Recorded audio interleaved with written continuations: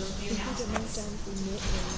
If you've been wondering ever since the Middle Ages whatever happened to faith, because remember faith was so important for a while, when it came to knowing it was all about faith and reason in some combination. But since Descartes, we have largely lost sight of faith. We have mentioned it very rarely. When it comes to knowledge, it's been all about reason. So if you've wondered about that and what happened today, this is a particularly important session for you and for all of us. I'm really pleased to be able to introduce to you Dr. Nate King. Dr. King is a member of the used to be psychology, philosophy department. Sorry. The philosophy department. He also teaches primarily in the evening for adult students. He is a scholar who's written about faith and reason. He's also done a lot of faculty training, particularly on the topic of intellectual virtues, like the Down material. Anyway, we're really fortunate to have Nate here with us today to talk about whatever happened to faith.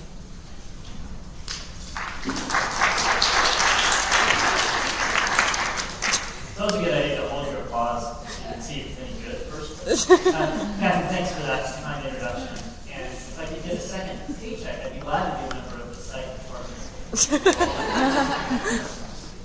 So I'm really glad to be with you this morning. And what I'd like to try to do is take some threads that were started earlier in the course and pull them forward into the present. I thought a good way to get started would be to remind us what we already know about these key Christian thinkers. So you'll remember the medieval lectures, the lectures on the Reformation, Augustine, Aquinas, Teresa, and Calvin. Let's remind ourselves what they say about faith in relation to reason. Augustine says that faith and reason are friends in a really intimate way. He says that we're born with the very thoughts of God in our mind, the rationis eterna. These would enable us to know God, but there's a problem. Sin, right? You remember this next visual that Forrest puts up. Sin clouds our minds and keeps the divine light from shining through, illuminating those divine ideas. That's the bad news. The good news is that if we have faith, that is, for Augustine, if we'll believe Christian doctrine on the authority of the Catholic Church, then God will remove that cloud of sin and enable us to enter into a process that, if it goes well, will end in our understanding Christian doctrine. Understanding Christian doctrine, for Augustine, amounts to grasping the truth of Christian doctrine by reason. Now, it's pretty clear, given that if we enter into this process and it goes well for Augustine, faith and reason end up being friends because we end up grasping the truths of faith by reason. It's also important to know that faith and reason are friends right from the beginning of that process that Augustine talks about. Because he says it's reasonable to trust in the authority of the Catholic Church. There's no blind lead here. What about Aquinas? Well, pretty clearly he thinks that faith and reason are friends. He thinks we can prove certain doctrines of Christianity. For instance, we can prove that God exists. He can prove that there's only one God by way of reason through Aristotelian metaphysics. For other doctrines like the Trinity, the Incarnation, the Atonement, we can't believe those just on the basis of reason. What we need for that is to trust, again, in the authority of the Catholic Church. But like Augustine, Aquinas says that's a rational thing to do. There are experts on these topics. The theologians of the Catholic Church are the experts. So at least in Aquinas' mind, there's no leap, there's no irrationality in believing in God. What about Teresa? She might not seem quite so pro-reason. She's mystic. She believes in God on the basis of religious experience. You might call it intuition. That doesn't sound like a very rational kind of thing. But though she doesn't do theology of the sort that Augustine does, or the sort that Aquinas does, Teresa agrees with Augustine and Aquinas on this one crucial point. Faith is always epistemologically grounded in something. It's never groundless. It's based on a kind of experience. So in that sense, faith is rational, even for Teresa. What about Calvin? Calvin sympathetic to the idea that reason can help us know God, at least unaided reason. Calvin thinks that due to the cognitive effects of sin, reason won't enable us to know God on our own. But that's not to say that Calvin thinks faith and reason are ultimately enemies, or that they don't mix. For Calvin, we can have genuine knowledge of God. That comes by way of Scripture. We can also have knowledge of God through something that he calls the divine sense. The Latin term for this, if you want to impress your friends, is sensus divinitas. Right? Sure, I don't. The divine sense, how does this work? Here's an example. Suppose next week you're in here taking your 4-250 final, and you're cheating. Unrealistic example, just go with me. You're cheating, and you get this sense, God disapproves of what I'm doing. God disapproves of what I'm doing. That's a sensible thing to think, by the way, in that circumstance. But notice, if you have this sense that God disapproves of what you're doing, what follows from that God exists. So in that way, through this divine sense, you come to know that God exists. That's without any rational argument. That's apart from Scripture.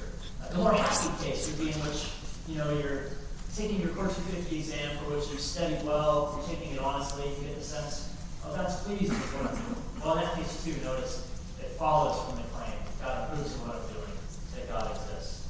So, again, for Calvin, as for these other Christian thinkers, faith is always grounded epistemologically. Faith can amount to knowledge.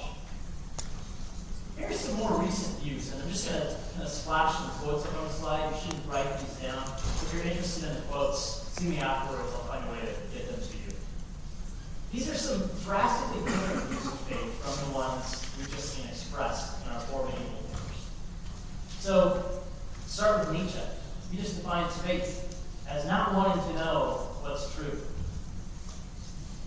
Similar line of thought from the Oxford biologist Richard Dawkins, one of the so-called new atheists. Dawkins says this: faith is the great cop-out, the great excuse to evade the need to think and evaluate evidence. Faith is belief in spite of, or even perhaps because of, the lack of evidence. 20th century atheist Bertrand Russell defines faith as firm belief in something for which there is no evidence. Where there is evidence, no one speaks of faith. We do not speak of faith that 2 and 2 are 4, or that the earth is round. We only speak of faith when we wish to substitute emotion for evidence.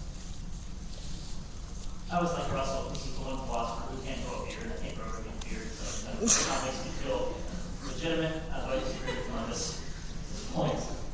Here's Mark Twain. He's always got a good quip on almost any given topic. Faith is believing what you know ain't so.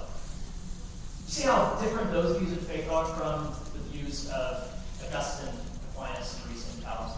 They take faith to be something that exists either apart from reason or actually in opposition to it. That's the kind of dominant modern view of faith. Something that exists apart from reason or in opposition to it. If you kind of perk your ears up in our culture, my guess is that's what you'll hear more often than not. Faith and reason are either actual enemies or they just don't mix. They're like oil and water.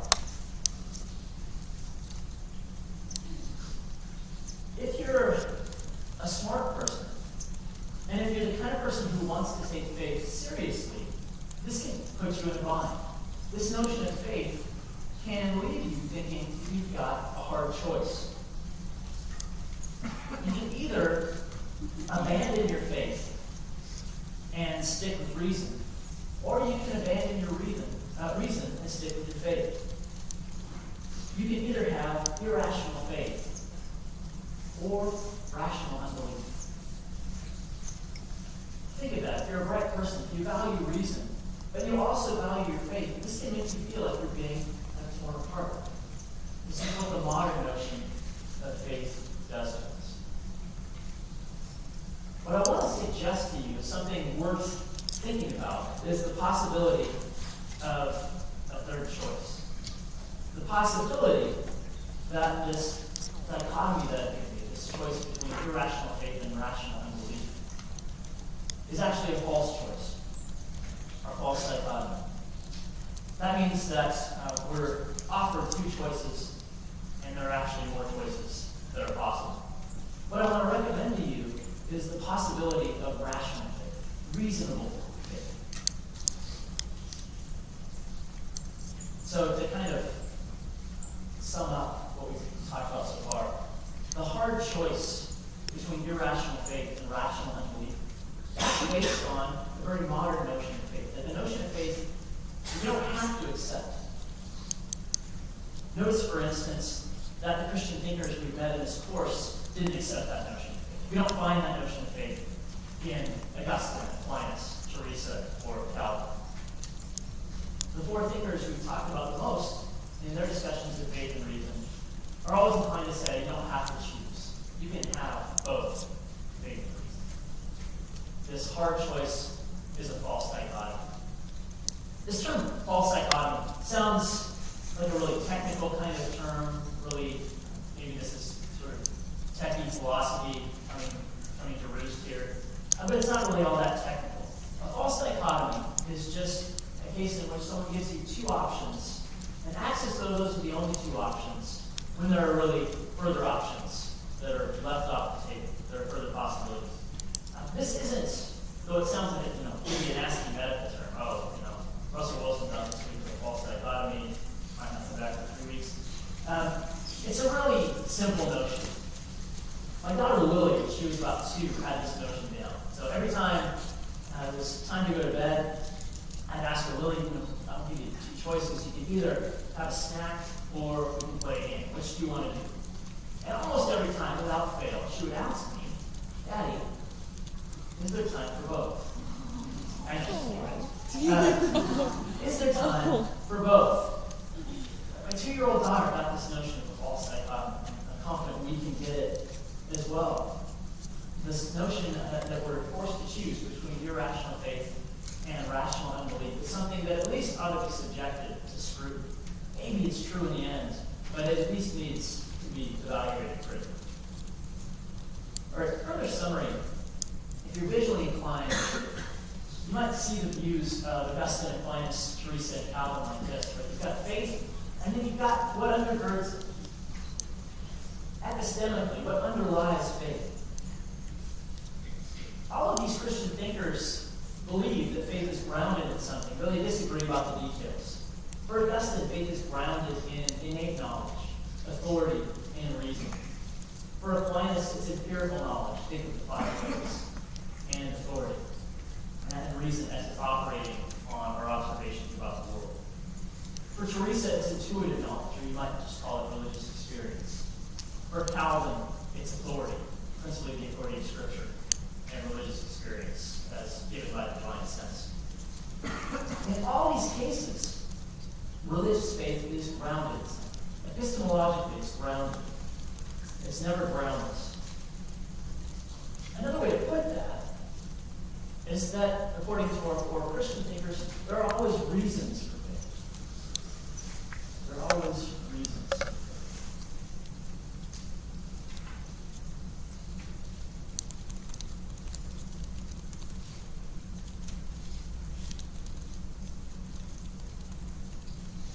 In spelling out what he finds to be a real irony about the way faith has been treated in the West in the last 200 years, Southern California philosopher Dallas Willard says this: for most of Western Christian history, the basic claims of the Christian tradition have in fact been regarded by its proponents as knowledge of reality, and they were presented as such. Please don't write this quote. It is one of the curiosities of the Western intellectual tradition, Western intellectual history, that during the last century or so, those with no serious involvement with practical Christianity have been allowed to define what religion is and to reinterpret the Christian teachings in light of their own biased definitions and purposes. What's he saying?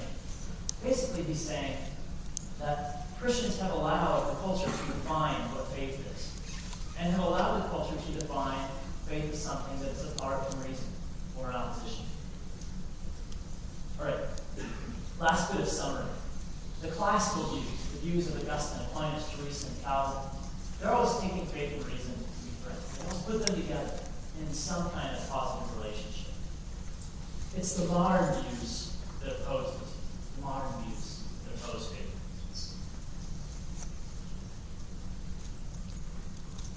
My invitation for the rest of our time is for you to consider these classical views. Consider them as worthy of your attention. Consider them live options. Now, straight away, you might have an objection to something like this. Look, okay, I get that for these old dead people, right, for Augustine and Aquinas, for instance, faith and reason could be friends. I get that reasonable faith might have been an option for them. But what about Christians today? Can they really view faith and reason as friends? After all, aren't most people in the academy non-believers? Well, I think the answer, if you just sort of take the poll, is yes. Many, if not most, academics are non-believers. Maybe another way to put that. The majority of academics are non-believers. That's probably pretty solidly, empirically proven. But that doesn't mean that reasonable faith isn't possible today. In fact, probably the best evidence I can give you that reasonable faith is possible is the testimony of a prominent atheist philosopher. So here's Quentin Smith. He's got this article called The Metaphilosophy of Naturalism. Naturalism is kind of atheism. And in this article, he's lamenting the fact that in the last 50 years, there's been a tremendous resurgence of Christian philosophy. So in response to this resurgence of Christian philosophy, Smith says this: God is not dead in academia. He returned to life in the late 1960s and is now alive and well in his last academic stronghold, philosophy movements. Philosophy movements. Good guess. If you're interested in following up on this, you might see the article by William Lane Craig, God is not dead yet. It's in Christianity Today. It came out a few years ago. God is alive in the academy. And one of the key places at which God lives in the academy is in philosophy. Surprising news. You might not have guessed that. Right? But it's also true that atheism is gaining ground in today's culture. You may have heard of the so-called new atheists, people like Richard Dawkins, Sam Harris, Christopher Hitchens. They've developed a kind of atheism that, even if it's not newer in substance, is newer in style. It's more bold, more brazen than atheism has been in the past. What I want to do for what remains, or at least for much of it, is to bring together work on a topic called the evidentialist objection to religious belief. This will help us find a way to bring into conversation both these recent Christian philosophers and the so-called new atheists. So this evidentialist objection to religious belief is something we'll spell out shortly. But for now, I want you to know that it's not a new objection. In fact, it's been developed throughout the history of modernity. The key component is W.K. Clifford. Really got a terrific beard. It's like one of the members of ZZ Top. In his paper, The Ethics of... Yeah, I'm glad somebody got that. That makes me feel a little less. In his paper, The Ethics of Belief, Clifford argues that it's always wrong for anyone anywhere to believe anything upon insufficient evidence. And then he applies that to belief in God. There's not sufficient evidence to support belief in God, so it's wrong to be a believer. And there's Bertrand Russell. Russell was famously asked, Russell, if you were whisked into the presence of an almighty God moments after your death, and God demanded an answer to the question, Russell, why didn't you believe in me? Russell replied, I would say, not enough evidence, God. Not enough evidence. Right, those are old versions of the evidentialist objection. New versions have been developed by Sam Harris, one of the new atheists, and Richard Dawkins. We're going to spell out this objection in more detail in a minute. But what I want to do first is just have you watch a clip from one of Harris's public talks. It'll give you a flavor of the objection.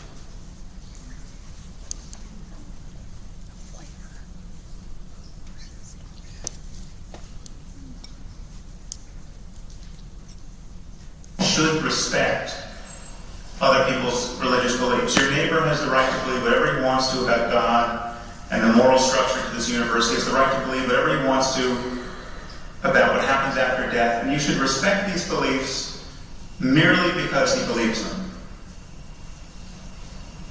Where else else in our discourse do we play by these rules? Well, when was the last time anyone in this room was admonished to respect another person's beliefs about history, or geography, or engineering, or medicine? We do not respect people's beliefs. We evaluate their reasons. If my reasons are good enough, you will helplessly believe what I believe. That is what it is to be a rational human being. Reasons are contagious. If I came on the stage and said that the Holocaust never happened, you would be under no burden whatsoever to respect my beliefs. And we don't respect the beliefs of people who think Elvis is still alive, and the people who make all those crazy pilgrimages to Graceland. These people do not get invited to sit on our boards of directors. They don't become presidents of universities. I mean, that is all well and good, except when you change the subject to God, and then all bets are off. Then the sky's the limit. You can be certain with zero evidence, and respected for it. It is taboo to push the conversation into criticism of your beliefs. So what I'm advocating, really, and what I advocate in my book, is a kind of conversational intolerance. We don't need new laws. We don't have laws against Holocaust deniers.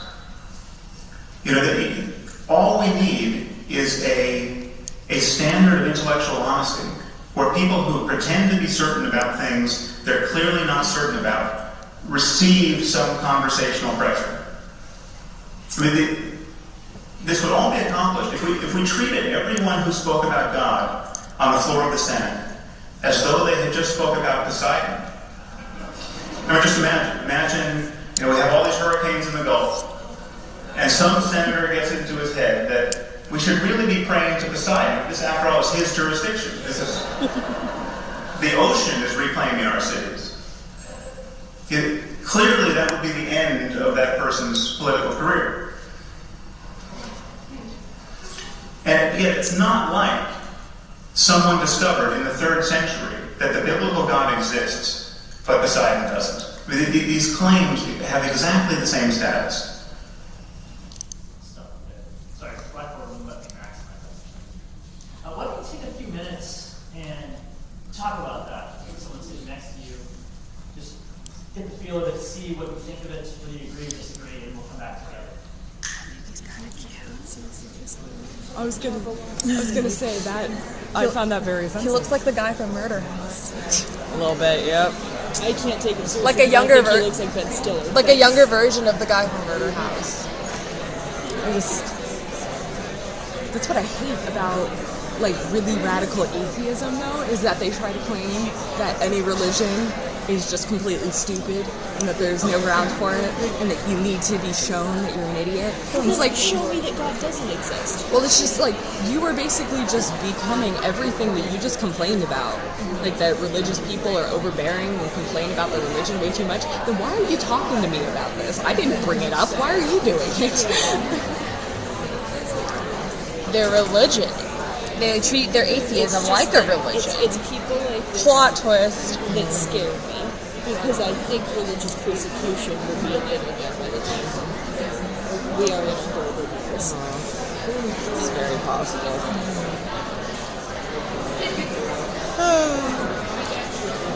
Devin was really surprised when he found out I believe in God. I know, and then I get worried because I had a friend at home this summer who I've known for years, and I said something about I was running a coffee bar at church, or I was working with my church on something, and he was like, wait, you're a Christian? And I was like, do I not act this way? Am I not a nice person? I think it's because you have the same problem that I do. We're rational, normal people. As I'd say, maybe we don't bring it up all the time with. And I just looked at Devin. I was like, I go to a Christian university. Why did you think that why would That's exactly what I said to Dane. I was like, I go to Whitworth. It's a private Christian university. He was like, I don't know. But you're not the person that's like, God's choosing my path. You're like, let me pray about it. Yeah, I'm going to pray for you. And you know what?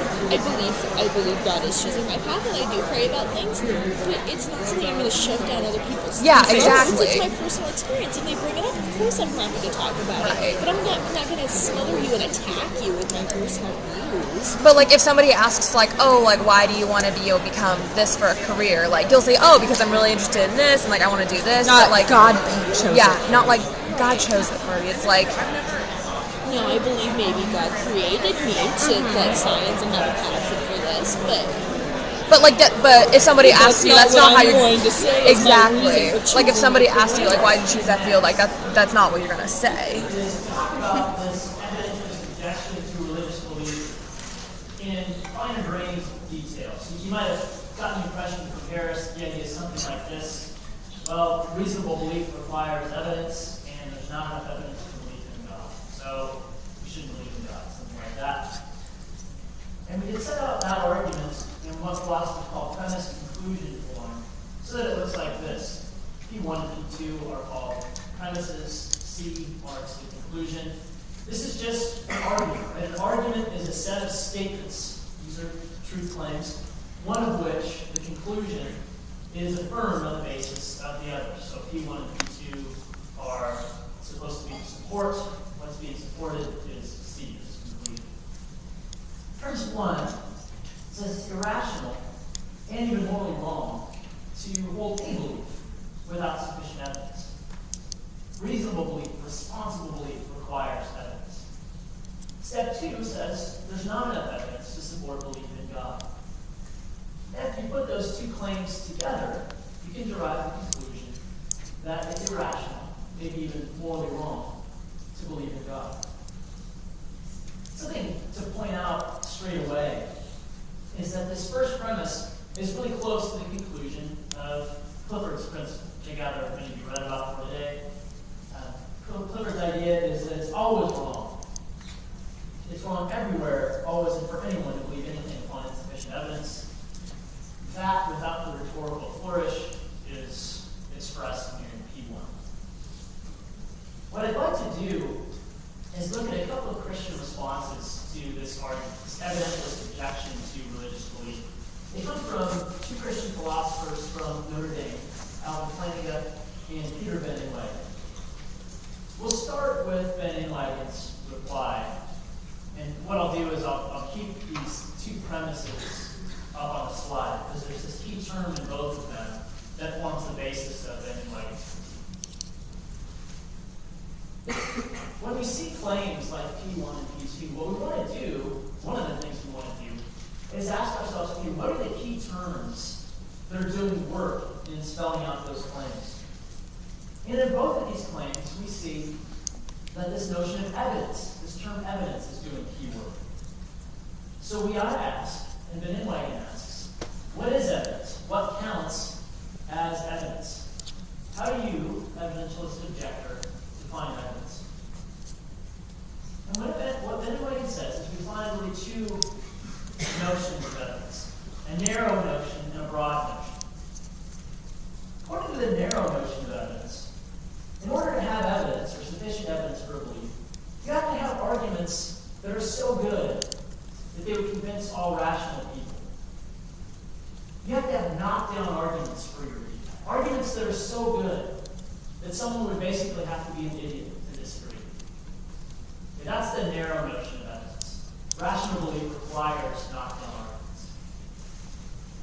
And Benning-Wagner asks, well, how many of our beliefs about anything, set religion aside, how many beliefs about anything enjoy that kind of support?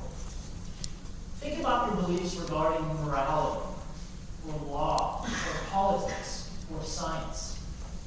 How many of those beliefs are so well supported that someone would have to just be a complete idiot to disagree with you?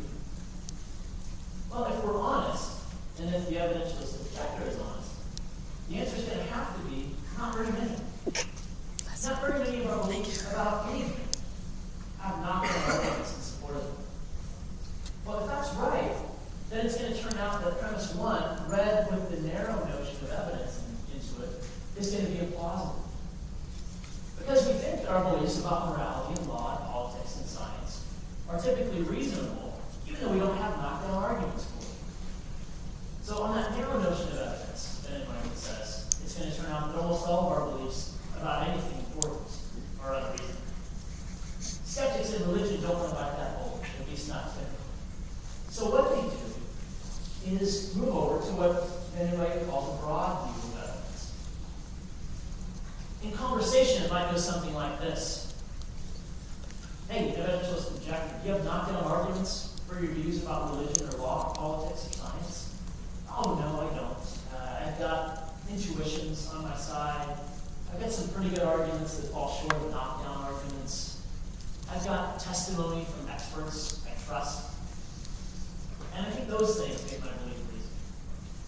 To that, then anybody is going to say, well, then what's the difference between your epistemological position and that of the religious believer, who believes on the basis of a testimony from a religious authority, or on the basis of religious experience, or on the basis of pretty good but not knockdown arguments for religious views? In other words, if we go with the broad notion of evidence, it's going to look less and less plausible that there's not sufficient evidence for belief in God. Put that the other way around. It's going to be more and more plausible that there is enough evidence to support belief in God. That's to say, the broader our notion of evidence goes, the more premise 2 of the argument is going to be in trouble. If you're visually inclined, I hope to see it like this. Van Inwagen's critique begins with this question: what is evidence? That term evidence plays a role in both of the premises of the evidentialist argument. And now 2 options. A narrow view of evidence. Evidence consists only in knockdown arguments. Or a broad view. Evidence consists in arguments, whether knockdown or just pretty good, plus intuitions, private insights, testimony, and so on. If you go with the narrow view of evidence, then like it says, you're going to end up having to be a skeptic about virtually everything on the first view. People don't want to do that. And so they go over to a broad notion of evidence, where evidence includes all kinds of other things. Intuitions, testimony, and so on. And if you go that way, it's going to turn out that religious experience probably counts as evidence too. At any rate, there's no way to exclude it. So if you go the first way, premise 1 looks like it's in trouble. If you go the second way, it looks like premise 2 is in trouble. Reminder, that's to say, if you go the first way, the narrow way, it looks like you have too strict a requirement on reasonable belief. That would make premise 1 false. If you go the broad way, you've got a much more lenient requirement on reasonable belief. That can make religious belief look reasonable. All right, how to evaluate this? I think probably this isn't the last word on the subject. After all, there could be some third concept of evidence that makes trouble for the religious believer, but not trouble for our beliefs about morality and law and so forth. But now it's up to the objector to show that. And anybody gets to put the burden of proof back on the objector. So the place that the objector finds himself after reading Van Inwagen's reply is something like this. He has to either stop giving this evidence as objection or come up with a new concept of evidence, one that bounds that critique better than the current notions do. All right, so that's Van Inwagen. Now let me tell you a little bit about planning his reply to this evidence-just objection. That reply focuses largely on the first step of the argument, the step that says it's wrong to believe without evidence. And what Flanagan says, and I'll define in a minute, is that religious belief can be properly based. It can be reasonable even if it's not based on some kind of argument. What does this mean? First, a definition and then a bunch of examples. So, properly based beliefs are beliefs that you hold that are reasonable. That's the first feature. They're reasonable. And they're not held on the basis of other belief systems. They don't depend on other beliefs for their rational status. In other words, they're not the conclusions of arguments. Properly based beliefs are beliefs that are reasonable, they're rational for you to hold, but they don't gain their support from other beliefs. That's just a definition. And what I'll do in a moment, I see some of you are still writing, is I'll spell that definition out with some examples.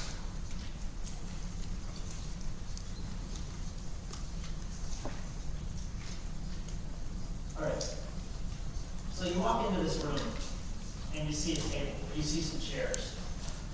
First question, is it reasonable for you to believe that there are tables and chairs in the room? Well, yeah, that's exactly the kind of thing that's reasonable for us to believe. If that's not reasonable, not much else is. But now ask yourself, do you need to have an argument to reasonably believe that there are tables and chairs or other people in this room? Well, it doesn't seem like it.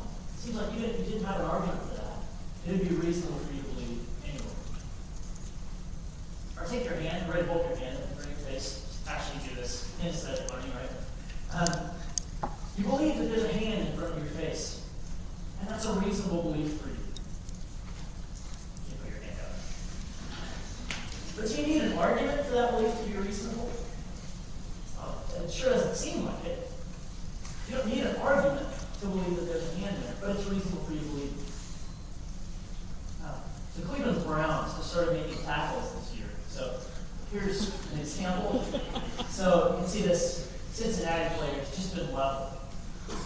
Focus on him for a minute. Suppose after he gets up from this hit, stumbles back to the sideline, and sits down on the bench, and the coach asks him, "Do you have a headache?" What's the player going to say? Of course I have a headache. Did you see what happened to me? I just got leveled. I'm perfectly reasonable in thinking I have a headache, right? The coach says, "Well, why do you think that?" We're inclined to think there's something wrong with the coach, not the player. If the coach says, "Can you give me an argument for the claim that you have a headache?" It seems like it's not a good question. If you've got a bad headache, that's something that's reasonable for you to believe, even if you don't have an argument.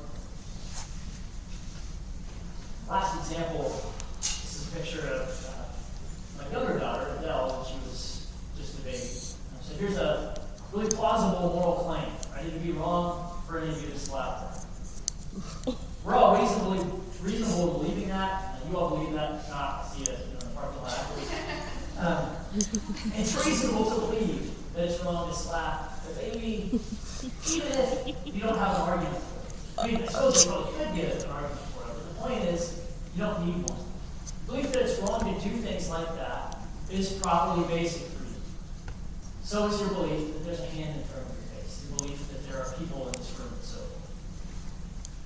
So Flanagan has pointed out that there are lots of properly basic beliefs, and what he's going to ask is, why can belief in God be among them?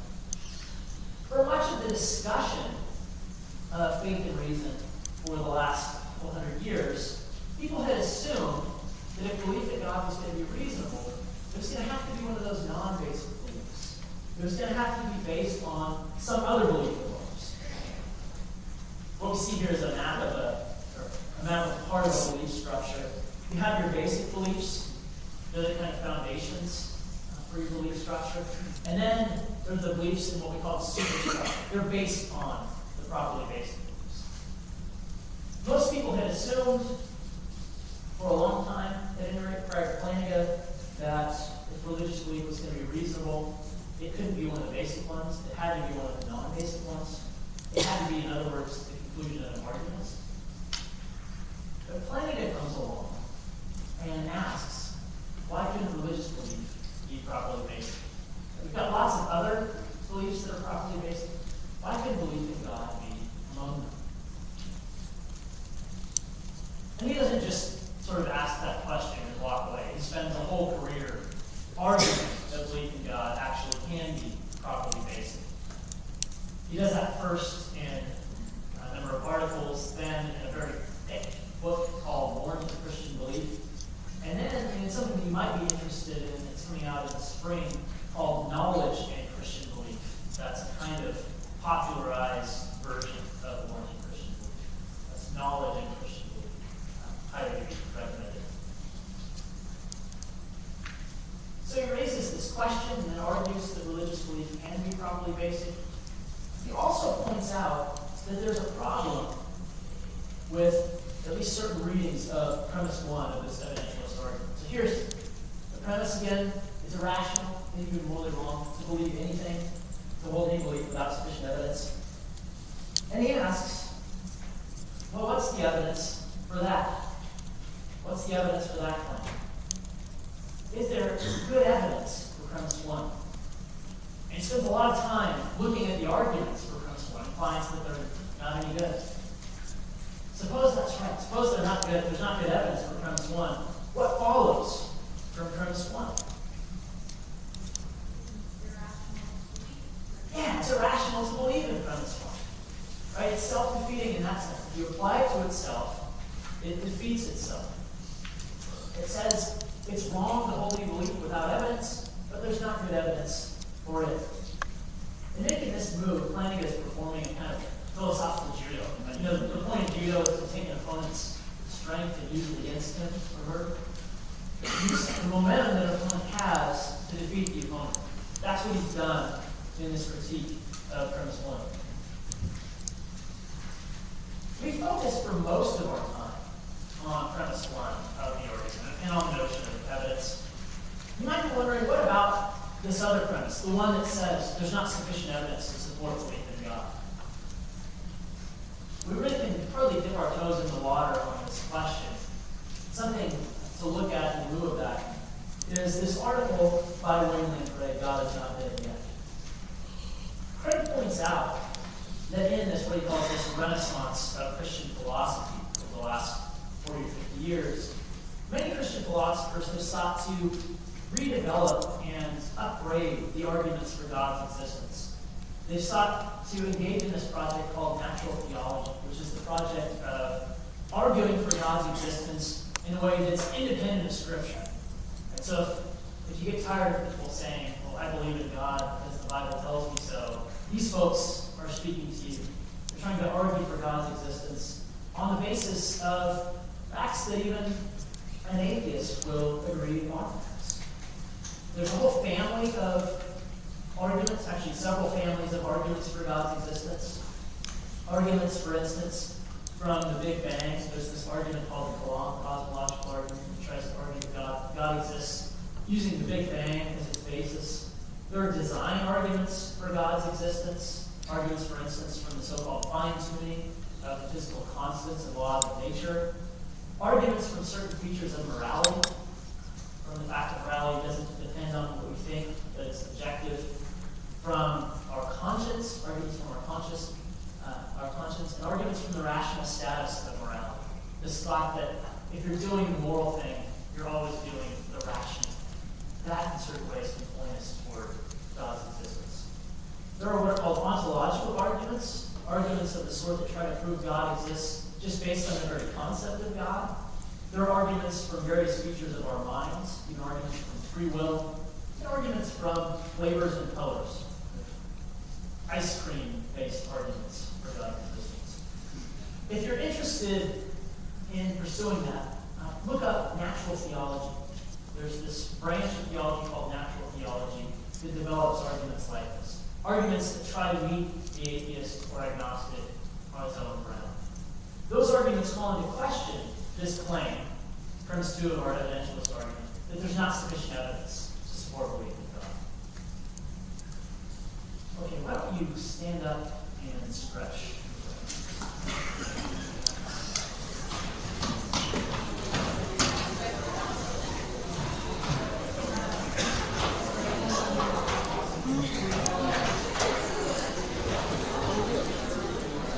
Oh my gosh, I want a Christmas treat so badly.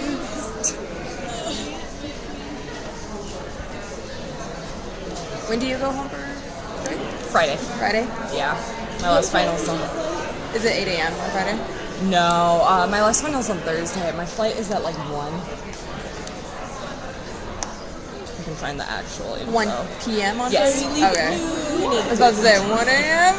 1 a.m. Hello, Colorado. It's like 4 a.m. when you get in. Hey, honey. What do you mean you don't want to pick me up? I purposefully chose this. There's no traffic. It'll be great. Is your last final on Thursday later in the day? Yeah, it's like a 3 to 5. Although it's it's my Spanish final, which he makes it sound like it's just going to be our normal chapter test, and that's it, which takes me like 20 minutes.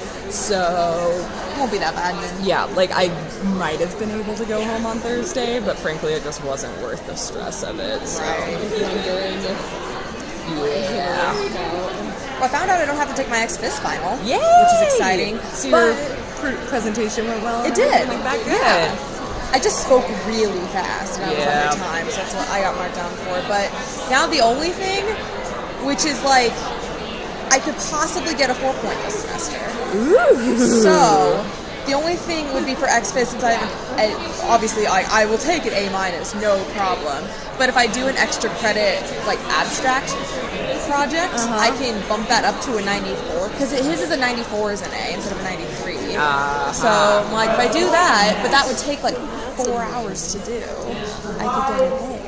It's like decisions. A bit of advice for moving forward, at least when you're thinking about faith and reason, beyond courts and fifth. This advice doesn't really come straight from me. It comes from other wise people whose thoughts have benefited me, and some sort of passing this on to you. You might find yourself at this point thinking thoughts like this. Okay, I know all these stinkers. I did really well on the first 3 exams anyway. I got these stinkers down. What do I do now? How do I make the thoughts of these other thinkers translate somehow into my own thoughts? How do I take what they've said and form my own informed opinion on these issues? Or you might be asking, how do I move past the faith that my parents had? If you were raised in a home in which your parents believed in God, how can you make your belief your own as opposed to a belief that you're merely taking on from your parents? Well, here are a few thoughts on those questions. First thought, we ought to avoid double standards when it comes to our religious beliefs. That holds for atheists, that holds for Christians as well. Here's Ben enlightening on this point. He says, I perceive a widespread double standard in writings about the relation of religious belief to evidence and argument. This double standard consists in setting religious belief a test that could not possibly pass, and in studiously ignoring the fact that almost none of our beliefs on any subject could possibly pass this test. In other words, it's not fair to hold religious beliefs to a higher standard than the standard to which other beliefs are held. Now, I could have put up a quote by Richard Dawkins that says much the same thing from the other side. It's not okay to hold religious beliefs to a lower standard. I think that's a good starting point, maintaining the same kind of standards for all of us. Second point, this comes from G.E. Moore, a British philosopher who's a favorite of mine. He says this, it appears to me that in all philosophical studies, the difficulties and disagreements of which its history is full are mainly due to a very simple cause, namely the attempt to answer questions without first discovering precisely what question it is which you desire to answer. Here's a way this might go in thinking about faith and reason. You might get started with a discussion of faith and reason. Maybe you're talking with a friend who lives in your dorm, and one of you says, look, do you think Calvin's better, or do you think Aquinas is better? And you might argue for a long time. You might talk past each other, because you might actually be answering different questions. One of you might like Calvin on one question, the other you might like Aquinas, but it's on a different question. So it only seems like you disagree. You're just sort of spinning your wheels. More on that in a minute. Here's a crucial distinction I think all good discussions of faith and reason ought to observe. I put it in terms of Christian doctrine, you can put it in terms of other religious doctrines. The difference between knowing, on the one hand, that Christian is and showing, by way of argument, that it's true. Those are different things. That difference holds not just for Christian belief, but for all our beliefs, right? There's the difference between knowing you have a hand in front of your face and trying to show that with some kind of argument. To spell out the importance of this distinction, it'll help to look at questions related to knowing and questions related to showing, and to see where our key Christian thinkers come out. So first question, are good arguments needed for rational belief in Christian doctrine? Are good arguments needed? That's a question related to what's required to know that Christian doctrine is true. And there we see some people, some who are Christians like John Locke, saying, yeah, good arguments are needed. Others, or 250 thinkers, I don't know, they're saying, no, you don't need good arguments. But now notice that on this other question, are there any good arguments? Some of those very same thinkers say, yes, there are good arguments. They see on the one hand, you don't need good arguments. On the other hand, those arguments are there if you seek them. They're there if you want them, for instance, in order to provide evidence for your beliefs to people who don't hold them. Pulling apart these questions, I think, can really help us make some progress. It's too simple to just say, oh, I go with Aquinas, or I go with Calvin, or I go with Luther, or Teresa, whoever. Here's another set of distinctions that I think might help.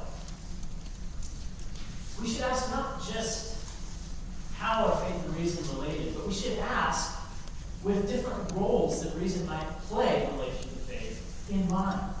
So here are three things reason might be able to do in relation to faith. Maybe reason can support faith by providing positive arguments for Christian doctrine. Maybe Aquinas' arguments for God's existence, or maybe some arguments like them, reasonably updated, can support Christian doctrine. If you're skeptical about that, but you are a Christian, you shouldn't just throw out reason. Because there might be other things reason can do in relation to faith, even if it can't provide that positive support. So the point I'm making is something that even the staunchest Calvinists should be able to agree to. Here's another thing faith might be able to do in relation to faith. It might help us articulate Christian doctrine. It might help us spell out what Christian doctrine is saying to make it more clear, to make it more coherent, even if reason is falling short of actually providing positives. Or maybe reason can help defend Christian doctrine against attacks from the outside. This would happen, for instance, if someone developed an atheistic argument from evil. An argument to the effect that because there's evil in the world, or there's some feature of evil in the world, there can't be a God. Maybe reason can help defend Christianity against that kind of argument. And now here's the point. Even if you think that reason can't play one of these roles, you shouldn't move straight away from that to throwing it out. Because it might be able to play one of those other roles. So here's an analogy. My car is an Oldsmobile Bolero. A fact that I'm not altogether proud of, but I guess it's maybe. Of course, it makes fun of my car all the time. Should I throw my car away because it doesn't enable me to run the car in the Indy 500 or the Daytona 500 or whatever? Should I throw away the car because it can't help me pick up a dozen people like a band? Well, no. It helps me get from A to B. It can play certain roles, even though it can't play others. It'd be unreasonable to throw it away because it can't do everything. So I'm not going to drive it off the cliff, I'll just kind of keep driving it forward. Similarly, when it comes to faith and reason, if we make these distinctions, what we see is that even if reason is incapable of some things, that doesn't mean we should ignore it. It may be able to do other things. In terms of moving forward and forming our own beliefs, I want to have us look at two models. You already know these models. And I'll recommend one of them over the others. These are the models for belief formation that Descartes gives us and that Augustine gives us. So here's Descartes' model. Take any belief you can doubt and throw it away. Treat it as if it were false. Doubt all the doctrines you've been taught, for instance. Start over from scratch. Form all of your beliefs on your own. That's Descartes' model. I take it that that's familiar to us right now. We've got the 4 Ds, right? The descent into doubt, and then tries to rebuild based on the cogito, I think, therefore I am, and so forth. He's doing all that on his own. That's one way to go. Here's another model. This is Augustine's model for belief formation. We start with authority. Find some authority we think we can trust, believe on the basis of that authority, and then try to move toward understanding.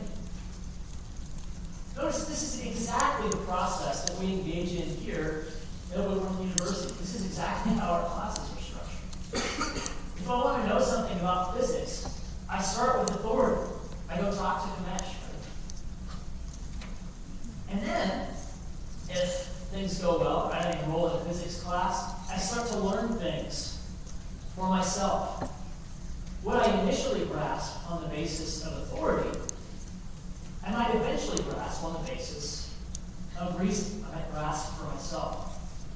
But crucially, that process is going to require a lot of work, isn't it?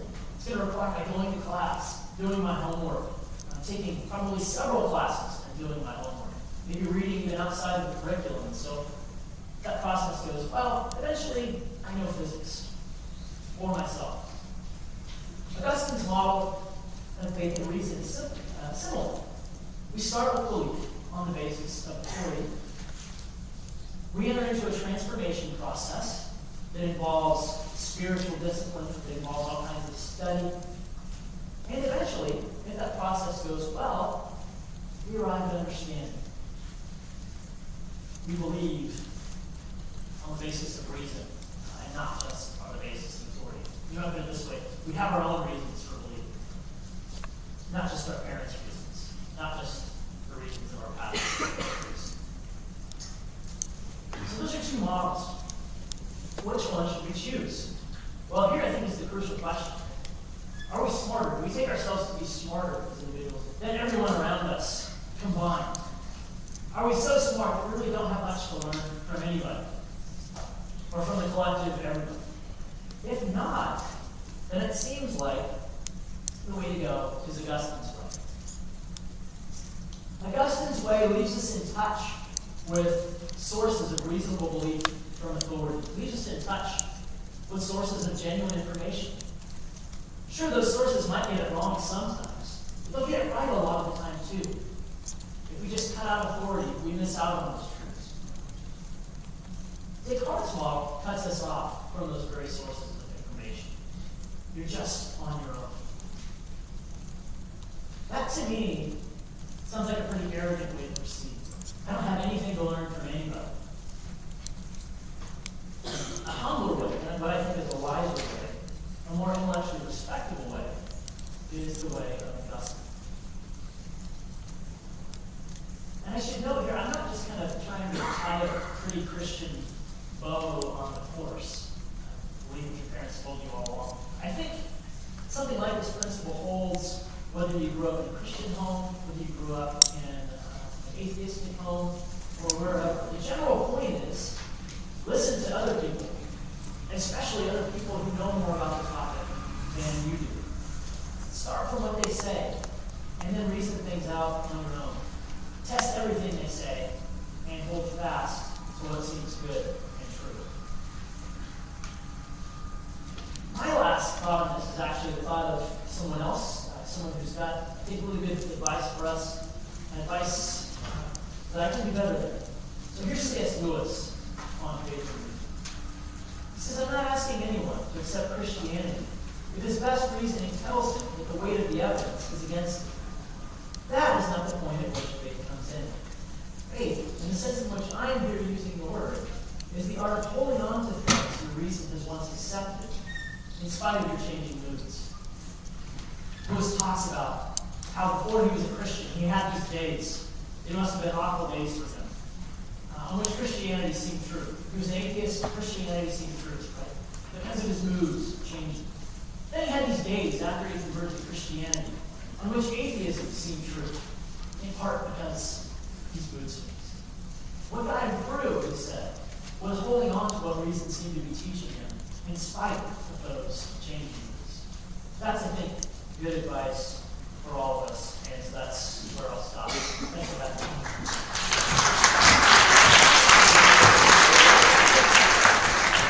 I can stick around up front for a few minutes if you want to ask a question. Yay! I noticed.